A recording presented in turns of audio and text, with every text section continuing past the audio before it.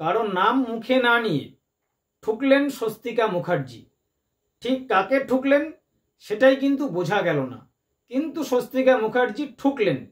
আরজিকর ভয়াবহ কাণ্ডের পর রাজ্য জুড়ে যে প্রতিবাদ আন্দোলন সংগঠিত হয়েছিল তার একেবারে সামনের সারিতে ছিল টলিউডের অভিনেত্রী স্বস্তিকা মুখার্জি। এই ভিডিওতে দেখা যাচ্ছে কেউকে তিনি ঠুকলেন, মানে তিনি কাউন্টার দিচ্ছেন, কিন্তু যাকে কাউন্টার দিচ্ছেন তার নাম মুখে আনেননি, কিন্তু ভিডিওতে পরিষ্কার বোঝা যাচ্ছে তিনি কেউকে কাউন্টার দিচ্ছেন। হয়তো কেউ কিছু আগে বলে রেখেছিল, হয়তো সেটা স্বস্তিকা কেউ হতে পারে কিংবা অন্য কেউ হতে পারে, এবং তারই কাউন্টার দিলেন স্বস্তিকা মুখার্জি। কিন্তু কাকে দিলেন কাউন্টার তার নাম মুখে আনলেন না, কিন্তু তিনি তাকে কাউন্টার দিলেন, ঠুকলেন স্বস্তিকা মুখার্জি মুখের নাম না নিয়ে। দেখুন সেই ভিডিও।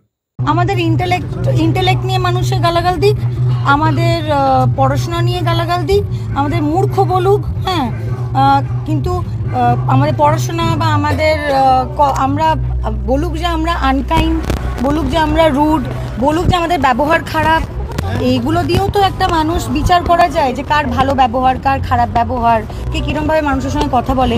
সেগুলো সমস্ত বাদ দিয়ে খালি একটা মহিলার শরীরকে নিয়ে হ্যাঁ, এত মাথা ব্যথা শরীর নিয়ে তাকে দেখতে কেমন, ওই তো বদন। হ্যাঁ, এই যে কথাটা যারা বলছে তাদের চেহারা কি জন এব্রাহামের মতন? তুই থাম।